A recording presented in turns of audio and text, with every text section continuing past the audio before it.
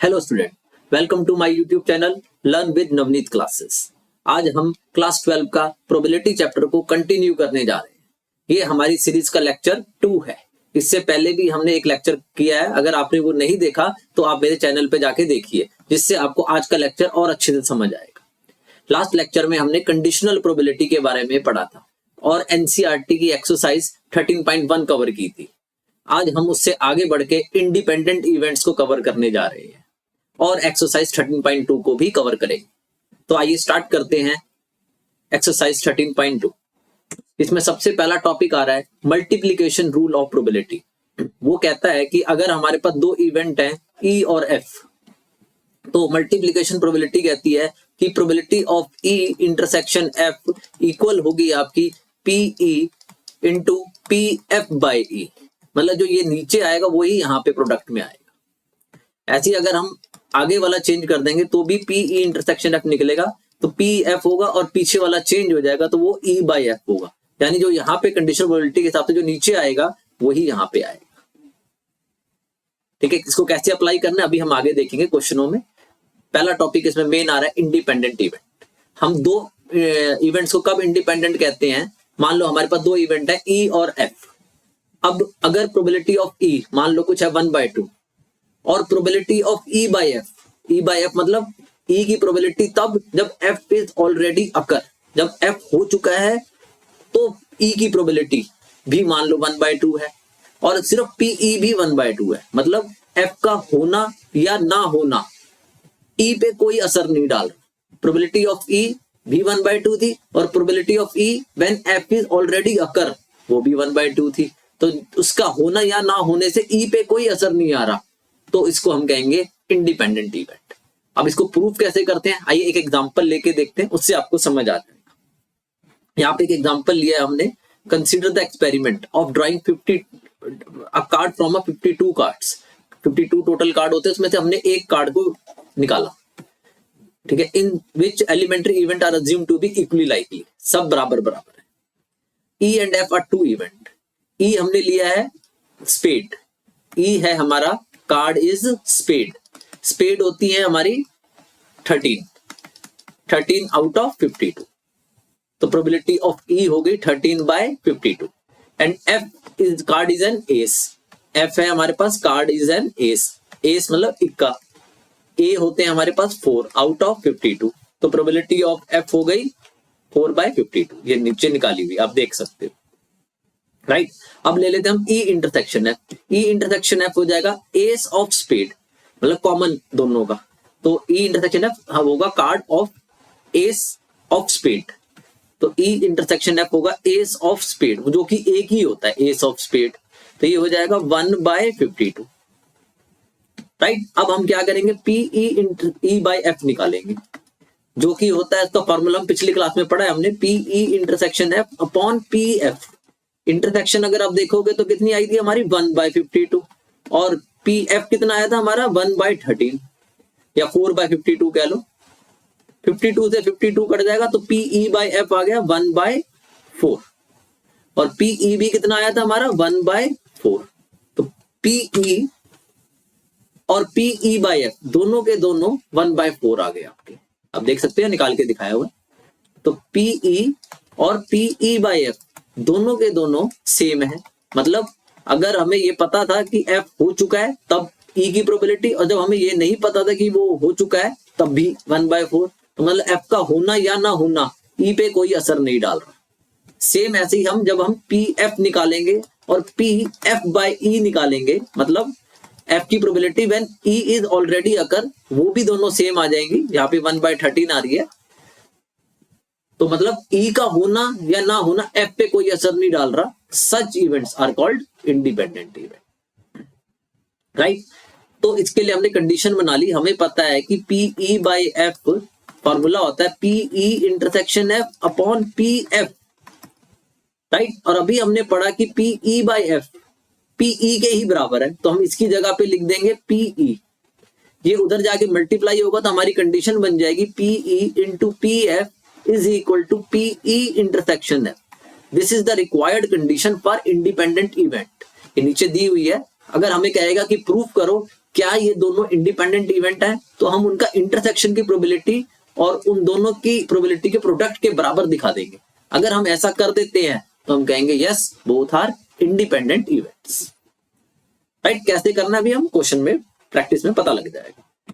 तो आइए स्टार्ट करते हैं एक्सरसाइज 13.2। अब जैसे ये दिया हुआ है, हमें पी ए दे रहा है 3/5 और पी बी दे रहा है 1/5। वो कह रहा है आप ए इंटरसेक्शन बी निकालो और हमें गिवन है कि A and B are independent event. अगर ये इंडिपेंडेंट इवेंट है तो ये P A intersection B P A into P B के बराबर होगी। सॉरी, यहां पे लिख देना A and B are independent, ये गिवन है हमें।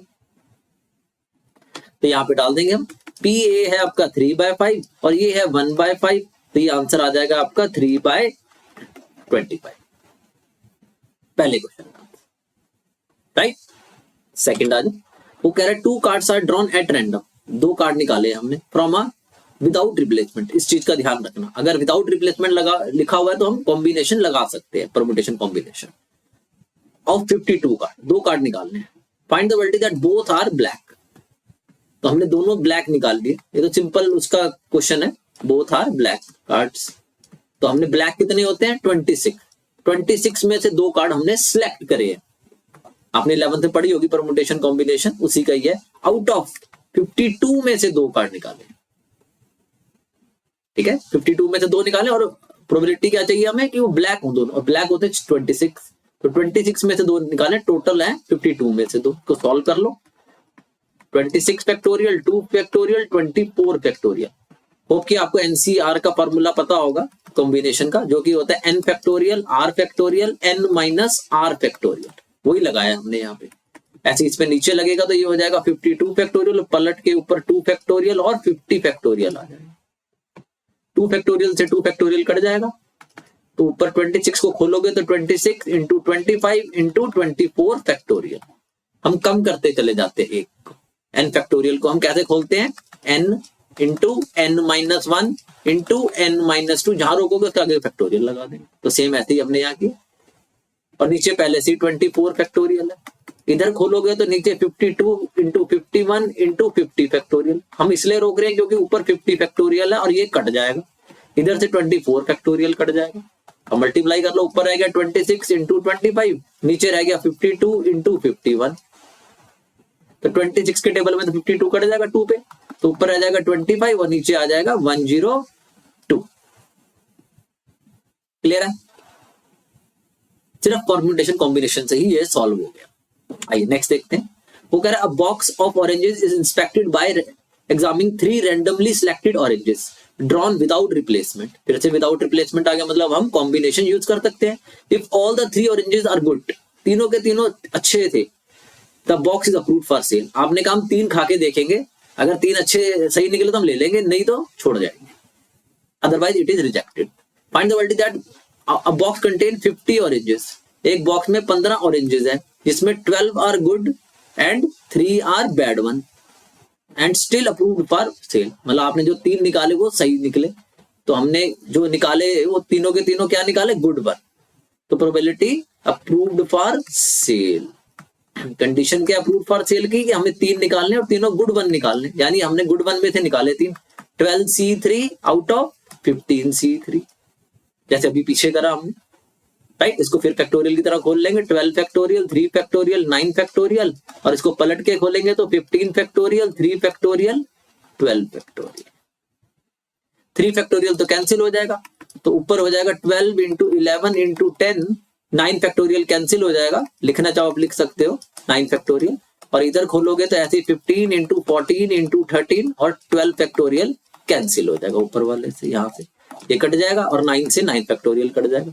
जो बच गया उसको सॉल्व कर लेते हैं। ये 5 के टेबल में कट जाएगा, ये 3 के टेबल में कट जाएगा आपका, ये 2 के टेबल में कट जाएगा,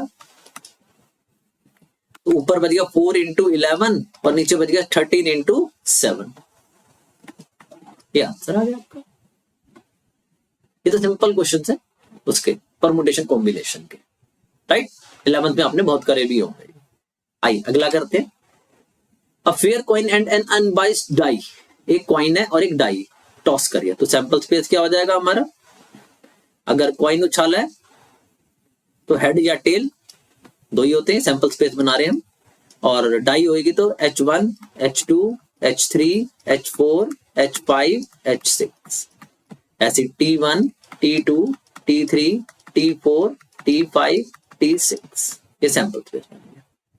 अब इसमें इवेंट बनाए हुए हमने a head on the coin, head इन 6 में आया हेड, तो ये हो गए H1, H2, H3, H4, H5, H6, 6 हो गई आउट ऑफ 12 प्रोबेबिलिटी ऑफ ए। ऐसी अब बी बना लेते हम, 3 ऑन द डाई, 3 सिर्फ इन दोनों पे आया हुआ है, तो ये हो जाएगा H3, T3, यानी 2/12, राइट। और कह रहा है शो करो क्या A and B are independent और नॉट, तो हम इंटरसेक्शन भी निकाल के देख लेते हैं हम इनकी। अगर आप देखोगे इन दोनों में कॉमन तो ये H3 आ रहा है, प्रोबेबिलिटी करोगे तो 1/12 हो जाएगा। बताओ आपने इंडिपेंडेंट इवेंट के लिए कंडीशन क्या होती है, फॉर इंडिपेंडेंट इवेंट क्या कंडीशन होती है, अभी बताई मैंने आपको कि P A intersection B P A into P B के बराबर होना चाहिए। तो आइए करके देख लेते, P A into P B वो आ रहा है हमारा 6/12, जो कि 1/2 होगा, 2/12, तो ये कट गया 1/6, 6 से 6 काट दो तो ये हो गया 1/12। और पी ए इंटरसेक्शन बी कितना आया था 1/12, तो यस दोनों इक्वल आ गए, 1/12 1/12, yes A and B are independent event.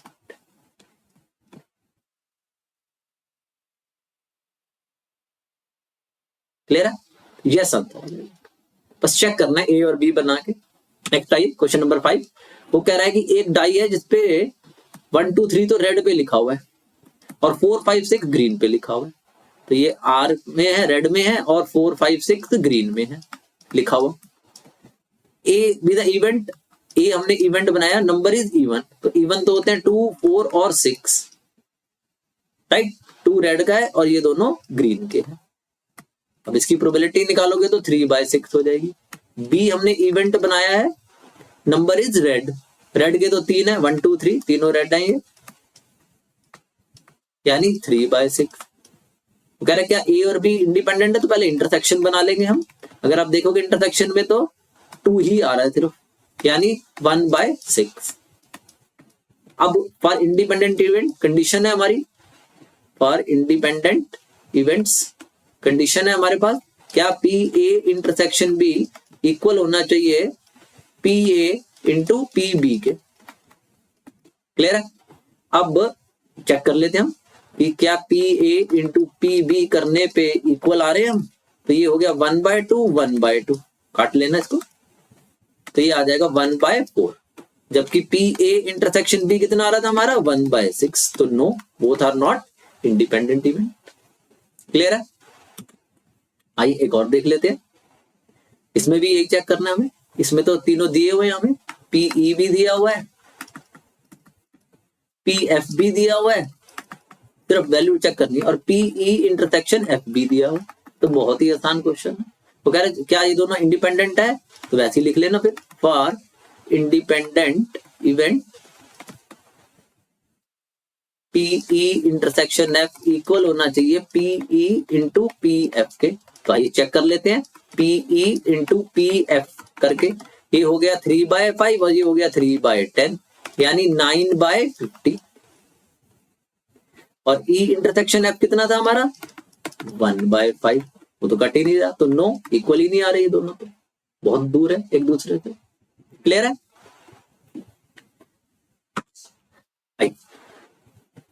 अभी आगे म्यूचुअली एक्सक्लूसिव और इंडिपेंडेंट। म्यूचुअली एक्सक्लूसिव आपने 11th में पढ़ा था, डिसजॉइंट सेट्स को ही कहते थे म्यूचुअली एक्सक्लूसिव, मतलब उनके बीच में कोई कॉमन हिस्सा नहीं होना चाहिए, यानी उनका इंटरसेक्शन फाई होना चाहिए। आइए देखते हैं करके, वो कह रहे हैं ए और बी इवेंट है हमें, पी ए दिया हुआ है हमें 1/2 और पी ए यूनियन बी दिया हुआ है हमें 3/5 और पी बी दिया हुआ है हमें पी। तो फर्स्ट पार्ट में कह रहा है कि वो म्यूचुअली एक्सक्लूसिव है, तो पी बताओ। अगर वो म्यूचुअली एक्सक्लूसिव है तो इसका मतलब उनकी जो इंटरसेक्शन है उसकी प्रोबेबिलिटी 0 है, सेट फाई होता है और प्रोबेबिलिटी 0 होती है। तो हम फार्मूले में लगा लेंगे ए यूनियन बी के, क्या फार्मूला होता है, P A plus P B minus P A intersection B. ये हमें 3/5 दी हुई है, ये हमें 1/2 दी हुई है, ये P दी हुई है और ये हमें 3/5 दी हुई है। सॉरी, ये हमें निकालनी है, ये हमें निकालनी है। तो ये हो गया P A इंटरसेक्शन B, हमें इंटरसेक्शन की निकालनी है। सॉरी, ये 0 दी हुई है, ये हमने 0 लिए क्योंकि म्यूचुअली एक्सक्लूसिव है। P की वैल्यू निकालो, तो P निकालो, इसको उधर ले जाके माइनस कर देंगे, 3/5 माइनस 1/2, तो P आ जाएगा। एलसीएम ले लो, 10, 5 से काटोगे 6 हो जाएगा, 2 से काटोगे ये, तो P की वैल्यू आ गई आपकी 1/10। क्लियर है? आइए सेकंड पार्ट करते हैं। सेकंड पार्ट में हमें इंडिपेंडेंट इवन दिया है, तो PA है मेरा 1/2, PA यूनियन B है हमारा 3/5 और PB दिया हुआ है हमें P। अब वो कह रहा है कि ये इंडिपेंडेंट इवेंट है, तो इंडिपेंडेंट इवेंट कैसे निकलते हैं? PA इंटरसेक्शन B इक्वल होना चाहिए PA इंटू PB के, राइट।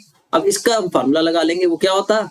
यूनियन वाला PA plus PB minus PA union B हो जाएगा।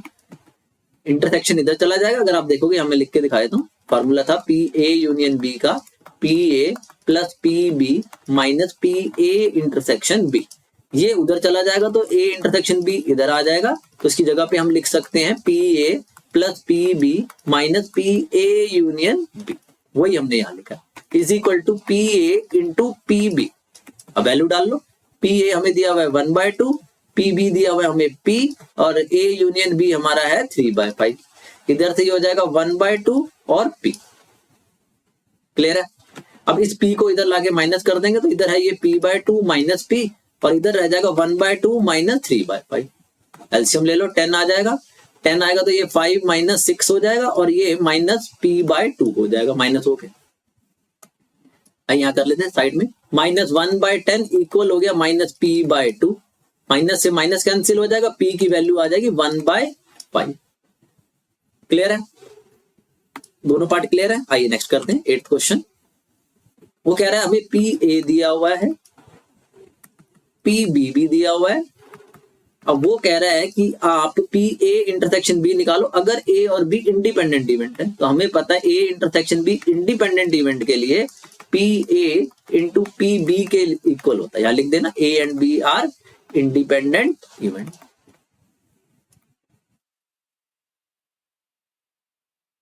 ये वैल्यू डाल लेते हैं हम, ये हो गया 0.3 इंटू 0.4, जैसे ही करोगे तो ये 0.12 आंसर आ जाएगा फर्स्ट पार्ट का। सेकंड पार्ट आ जाओ, वो कह रहा है PA यूनियन B निकाल दो, इसका तो फॉर्मूला है हमारे पास, 11th में भी पढ़ा है हमने, PA plus PB minus PA intersection B। PA कितना है हमारा 0.3, PB कितना है 0.4 और ये अभी निकाला है 0.12, तो इनको ऐड करोगे तो 0.7, इसमें से 12 माइनस करोगे तो 0.58 आपका आंसर आ जाएगा। क्लियर है? थर्ड पार्ट आ जाओ, थर्ड पार्ट में वो हमें कह रहा है PA/B निकालना है, तो PA/B कंडीशनल प्रोबेबिलिटी होगी, ये हमने लास्ट लेक्चर में कवर किया था। PA इंटरसेक्शन B और नीचे PB आता है, जो यहाँ पे होता है नीचे वही यहाँ पे डिवाइड होता है। ये अभी हमने निकाला, A इंटरसेक्शन B 12 आया था और वो 0.4 आया था। जब आप डेसिमल हटाओगे तो ये 12/40 हो जाएगा, 4 के टेबल में काट दो, 3/10 यानी 0.3 हमारा आंसर आ जाएगा। क्लियर है? फोर्थ पार्ट आ जाओ, कह रहा PB/A निकालो, ये भी कंडीशनल प्रोबेबिलिटी है, वैसे ही लगेगा PA इंटरसेक्शन B ऊपर आएगा और नीचे PA आएगा, क्यों? क्योंकि इस बार A नीचे दिया हुआ है, तो जो नीचे होता है वही यहाँ डलता है। इसकी वैल्यू है 0.12 और ये था 0.3 दिया हुआ है, ये देखिए हमें, राइट। तो जैसी डेसिमल हटाओगे तो 12/30, 3 के टेबल में काट दोगे तो ये 4/10 यानी 0.4 हमारा आंसर आ जाएगा। क्लियर है? आइए नेक्स्ट करते हैं 9th क्वेश्चन। वो कह रहा है A एंड B 2 इवेंट है, PA दिया हुआ है हमें 1/4, PB दिया हुआ है हमें 1/2 और PA इंटरसेक्शन B दिया हुआ है हमें 1/8। वो कह रहा है P not A not B निकालो। अगर आप इसको वेन डायग्राम से समझना चाहोगे तो ये A है, ये B है, तो not A and not B मतलब ना A ना B, बाहर का हिस्सा हो जाएगा ये वाला, यानी यूनियन का कॉम्प्लीमेंट। हमें क्या निकालना है, पी ए यूनियन बी का कॉम्प्लीमेंट। ये क्या निकाल रहे हैं हम, not A and not B. Complement हमें पता, हम इसको 1 में से माइनस करते हैं तो कॉम्प्लीमेंट आ जाता है, राइट। अब ए यूनियन बी नहीं है, बट उसका फॉर्मूला है हमारे पास ए यूनियन बी का। क्या होता था, P A plus P B minus P A intersection B. इन सब की वैल्यू दी हुई है, डालोगे आपको ये मिल जाएगा। तो 1 माइनस पी ए है हमारा 1/4, 1/2 माइनस 1/8। 1 माइनस एल्सियम लोगे 8, 4 से काटोगे 2, 2 से काटोगे 4 और 8 से काटोगे 1, 6 माइनस 1 यानी 5/8। अब इसको 1 में से सब्ट्रैक्ट कर दोगे तो आंसर आ जाएगा आपका कितना, 3/8। क्लियर है। 11 तो बहुत क्वेश्चन किए होंगे आपने सेट्स में ऐसे, वही है ना। आइए एक और देख लेते हैं। वो कह रहा है ए और बी दिया हुआ है हमें, तो पी ए है हमारे पास 1/2, पी बी दिया हुआ है हमें 7/12 और पी नॉट ए और नॉट बी, नॉट ए और नॉट बी और है इस बार, पहले एंड था तो वो इस वाले को छोड़ के, इस वाले हिस्से को छोड़ के बाकी सारा हो जाएगा। मतलब ये हमें ए इंटरसेक्शन बी का कॉम्प्लीमेंट दिया हुआ है 1/4। तो ए इंटरसेक्शन बी चाहिए तो उसको 1 से माइनस कर दोगे तो 1 माइनस 1/4 हो जाएगा यानी 3/4 हो जाएगा। तो हमें क्या मिल जाएगा, इंटरसेक्शन मिल जाएगा। अब वो कह रहा है क्या ये दोनों इंडिपेंडेंट हैं, तो चेक कर लेते हैं। इंडिपेंडेंट के लिए हमें क्या करना होता है, P A into P B को पी ए इंटरसेक्शन बी के इक्वल दिखाना होता है। यहाँ लिख देना फॉर इंडिपेंडेंट इवेंट। अगर आ जाता है तो यस कह देंगे। तो पहले P A into P B करके देख लेते हैं हम। वो है 1/2 और ये है 7/12 यानी 7/24। जबकि पी ए इंटरसेक्शन बी कितना आया था हमारा, 3/4। तो ये तो कहीं से भी इक्वल नहीं आ रहे, तो लिख देंगे हम no, both are not independent events. Clear है। नेक्स्ट देखिए, given 2 independent event A and B. 2 event दिए हुए हैं जिसमें ए की प्रोबेबिलिटी है 0.3, बी की प्रोबेबिलिटी है 0.6। फर्स्ट पार्ट वो कह रहा है ए एंड बी। एंड का मतलब होता है इंटरसेक्शन और का मतलब होता है यूनियन। तो ए एंड बी ये निकालना है। अब क्योंकि ये इंडिपेंडेंट इवेंट दिए हुए हैं हमें, तो ये P A into P B के बराबर हो जाएगा और वैल्यू डाल देंगे हम। ये है 0.3 इंटू 0.6 यानी 0.18 हमारा आंसर आ गया। सेकंड पार्ट आ जाओ, P A and not B यानी P A intersection B complement. इसका फॉर्मूला था आपने 11 में पढ़ा होगा, P A minus P A intersection B. अगर आप वेन डायग्राम से देखना चाहते हो तो ए और बी अगर ये 2 इवेंट है, ए बट नॉट बी, ए तो हो मगर बी ना हो, तो मतलब ये वाला हिस्सा निकालना है हमें, ए बट नॉट बी। कैसे निकलेगा, ए में से जब हम इंटरसेक्शन वाला हिस्सा माइनस कर देंगे, पी ए में से जब इंटरसेक्शन वाला हिस्सा हटा देंगे तो ये आ जाएगा ए बट नॉट बी। ए हमें दिया हुआ है 0.3 और इंटरसेक्शन आई थी हमारी 0.18, अभी निकाली ऊपर हमने। तो जैसे ही आप इसमें से माइनस करोगे तो ये 0.12 आपका आंसर आ जाएगा। क्लियर है। थर्ड में वो कह रहा है ए और बी, और का भी मैंने आपको बताया कि ए यूनियन बी को कहते हैं। इसका फॉर्मूला होता है P A plus P B minus P A intersection B. Value डाल दो आंसर आ जाएगा। ए दिया हुआ है 0.3, बी दिया हुआ है 0.6 और ये आया था शायद 0.12 और 18 क्या आया था 0.18। ऐड कर लो इनको तो 0.9 में से 0.18 हटाओगे तो 0.72 आपका आंसर आ जाएगा। क्लियर है। आइए फोर्थ पार्ट कर लेते हैं। नाइदर ए नॉर बी, ना तो ए ना तो बी, मतलब ए और बी के बाहर। तो नाइदर ए नॉर बी तो यूनियन का कॉम्प्लीमेंट, मतलब पी ए यूनियन बी का कॉम्प्लीमेंट। ए यूनियन बी तो हो गया आइदर ए और बी, मतलब ये वाला ये वाला ये वाला, नाइदर में हो जाएगा बाहर वाला। तो इसको हम 1 में से P A union B minus कर देंगे, हमारा आंसर आएगा यानी 1 माइनस 0.72। अभी निकाली वैल्यू हमने, तो जैसे ही करोगे तो 0.28 आपका आंसर आ जाएगा फोर्थ पार्ट का। क्लियर है। कोई डाउट हो तो कमेंट कर देना, मैं उसका आंसर कर दूंगा। आगे चले। 12 अगर अ डाई इज टॉस थ्राइस, एक डाई को हमने 3 बार उछाला तो यानी टोटल आउटकम कितनी हो जाएंगी, 3 बार जब हम इसको टॉस करते हैं तो 6 की पावर n फॉर्मूला होता है 6 की पावर 3 यानी 216। Find the probability of getting odd number at least one. Odd number चाहिए हमें एटलीस्ट वन। एटलीस्ट वन मतलब एक बार, 2 बार और 3 बार, कम से कम एक होना चाहिए। तो एक भी हो सकता है, 2 भी हो सकता है, 3 भी हो सकता है। तो हम एक काम करते हैं ना, हम 0 बार निकाल के उसको 1 में से माइनस कर देते हैं। मतलब probability getting odd at least one is equal to 1 minus probability getting 0 odd and none odd. कोई भी ऑड नहीं आएगा, यानी सारे तीनों के तीनों इवन आएंगे। उसको निकाल के और उसको 1 में से माइनस कर देंगे, कॉम्प्लीमेंट वाला हिसाब लगा लेंगे।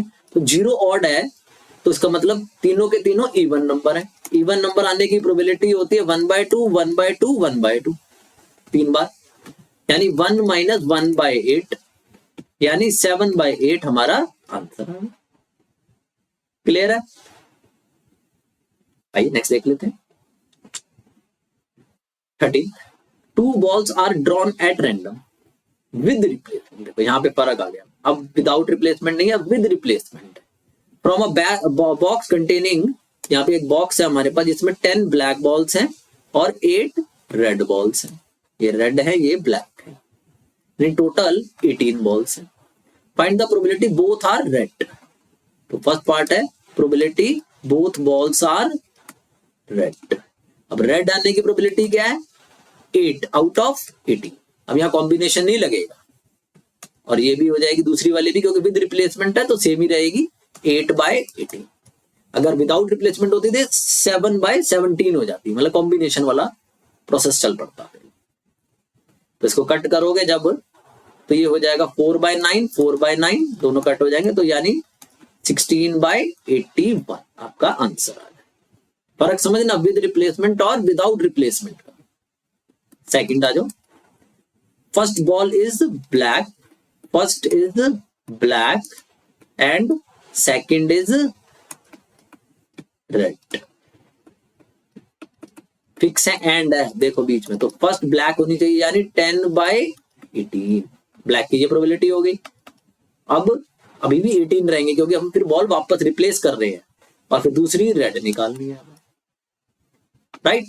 कट कर दो तो ये हो जाएगा 5/9 4/9 यानी 20/81 आपका आंसर है। क्लियर है? अब one of them is black and other is red. कोई भी ब्लैक हो सकती है और दूसरी रेड होनी चाहिए। One of them black and other is red. हम मान लेते हैं कि पहली ब्लैक है और दूसरी रेड है। तो ब्लैक थी हमारे पास 10/18 और दूसरी है हमारी रेड। मगर ऐसा भी तो हो सकता है कि पहली हमारी रेड हो और दूसरी ब्लैक हो, तो कोई फर्क तो पड़ता नहीं। तो लेट ट्वाइस कर लेते हैं हम इसको सीधा ही, 2 बार सॉल्व करने की जगह। कट कर लो तो 2 इंटू ये हो जाएगा 5/9 और 4/9 यानी 20 इंटू 40/81। क्लियर है? 3 पार्ट थे, तीनों क्लियर हो गए। आइए नेक्स्ट चलते हैं। 14th में इंपॉर्टेंट है, आ सकता है क्वेश्चन, आने के चांसेस ज्यादा है। वो कह रहा था probability of solving specific problem independently. ये आ गया इंडिपेंडेंटली। इंडिपेंडेंटली का मतलब हो गया कि P A intersection B is equal to P A into P B. अगर हम इनको ऐसे ले लें तो जो इंटरसेक्शन वाला हिस्सा है पी ए इंटरसेक्शन बी वो होगा 1/2 इंटू 1/3, क्योंकि हमें ए और बी की प्रोबेबिलिटी दी हुई है। यानी ये आ गया आपका 1/6 बीच वाला, ये वाला 1/6। तो find the probability that if both of them try independently find the probability that problem is solve. अब सॉल्व हो गई, मतलब चाहे वो ये करे चाहे वो ये करे चाहे दोनों कर दे, प्रॉब्लम सॉल्व होनी चाहिए। तो आइए पहले हम ये वाला हिस्सा निकाल लेते हैं। हमें पूरी ए की दी हुई थी 1/2, ये ए है, तो 1/2 में से अगर 1/6 जाएंगे तो ये निकल जाएगा। तो सिर्फ ओनली ए, इसको हम क्या कहते हैं, ओनली ए, ये वाले हिस्से को, ये हो जाएगा 1/2 माइनस 1/6 यानी ये हो गया 3 - 1 2/6 1/3। तो ये वाला हिस्सा आ गया आपका 1/3। अब ऐसे हम ये बी वाला भी निकाल लेंगे, ओनली बी वो हो जाएगा 1/3 में से 1/6 को सब्ट्रैक्ट करना पड़ेगा, यानी 1/6। तो ये आ गया आपका 1/6, राइट। अब हमें प्रॉब्लम सॉल्व करनी है, तो प्रोबेबिलिटी प्रॉब्लम इज सॉल्व, यानी तीनों का ऐड करना है, हमें यूनियन निकालना है एक तरह से हमें। तो ये हो जाएगा 1/3, 1/6, 1/6। एलसीएम लोगे तो 6 एलसीएम आएगा, 2 + 1 + 1 यानी 4/6। कट करोगे तो 2/3 आपका आंसर आ जाएगा। ये फर्स्ट पार्ट, राइट। और सेकंड में कह रहा है exactly one of them will solve. तो एग्जैक्टली वन ऑफ देम का मतलब हो जाएगा या तो ए करे या तो बी करे, दोनों ना करें, मतलब या तो ये वाला हिस्सा हो या तो ये वाला हिस्सा हो। ये आया था हमारा शायद 1/3 और ये आया था हमारा 1/6। तो सेकंड पार्ट है exactly one of them will solve the problem.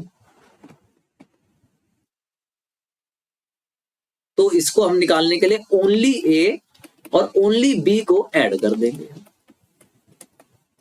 यानी 1/3 + 1/6 को ऐड कर देंगे। एलसीएम आएगा हमारा 6, दैट इज 2 + 1 यानी 3/6, कट जाएगा 1/2 आपका सेकंड पार्ट का आंसर आ जाएगा। होप सो क्लियर हो गया होगा आपको, हाथ से एक बार करके देखना, आ जाएगा। आइए नेक्स्ट चलते हैं। One card is drawn from a well shuffled deck of 52 card. 52 cards होते हैं, in which E and F are independent. हमें चेक करना है कि इनमें से किस में इंडिपेंडेंट है। आइए फर्स्ट पार्ट देख लेते हैं। इंडिपेंडेंट की कंडीशन तो मैंने आपको बताई हुई है कि ई intersection F P E into P F के बराबर होना चाहिए। तीनों में चेक कर लेते हैं। पहले ई बना लेते हैं। कार्ड इज स्पेड, स्पेड होते हैं 13, पेड होते हैं हमारे 13, तो 13/52 प्रोबेबिलिटी ऑफ ई। फिर है कार्ड इज एस, एस होते हैं हमारे 4/52। पर इंटरसेक्शन करोगे तो एस ऑफ स्पेड, इक्का होना चाहिए स्पेड का, वो एक ही होता है। आइए देखते हैं क्या ये इक्वल आ रहे हैं, तो हम P E into P F करके देख लेते हैं, यानी 13/52 और 4/52। कट कर दो, ये 4 हो जाएगा, 4 से 4 कट जाएगा, यानी 1/52। और इंटरसेक्शन भी हमारी 1/52 थी, तो यस हमारा आंसर आ जाएगा yes, both are independent, right. Second part आ जाओ। सेकंड पार्ट कह रहा है card is black. Second part हो गया, ई है हमारा, कार्ड इज ब्लैक। तो ब्लैक कार्ड होते हैं हमारे पास 26 आउट ऑफ 52। एफ आ जाओ। एफ कह रहा है card is an king. King होते हैं हमारे पास 4/52। अगर हम इंटरसेक्शन करेंगे तो हमें ब्लैक किंग चाहिए होगा। ब्लैक किंग होते हैं, वैसे तो 4 किंग होते हैं, जिसमें से 2 रेड होते हैं और 2 ब्लैक होते हैं, तो 2/52। आइए मल्टीप्लाई करके देख लेते हैं, पीई इंटू पी एफ। तो ये हो गया 26/52 और ये हो गया 4/52, राइट। ये 2 पे कट गया, 2 से ये कट गया, यानी ये आ गया 2/52। और ई इंटरसेक्शन एफ भी कितना था हमारा, 2/52। तो हम लिखेंगे yes, both are independent event. आइए थर्ड पार्ट करके देखते हैं। वो कह रहा है कार्ड ड्रॉन इज किंग और क्वीन, या तो किंग हो या तो क्वीन हो। तो थर्ड पार्ट है किंग और क्वीन। किंग 4 होते हैं और क्वीन भी 4 होती हैं, तो यानी टोटल हो गए 8/52। एफ आ जाओ। वो कह रहा है कार्ड इज क्वीन और जैक। क्वीन और जैक, क्वीन 4 होती है, जैक भी 4 होते हैं, यानी टोटल हो गए 8/52। इंटरसेक्शन करोगे तो क्वीन इंटरसेक्शन में आ जाएगी, यानी 4/52।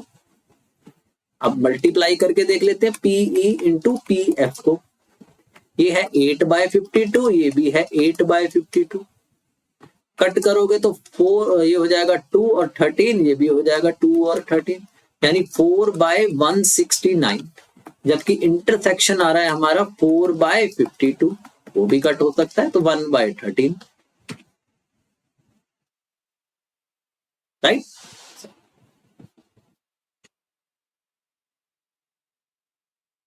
तो ये आ गया आपका 1/13। तो नो,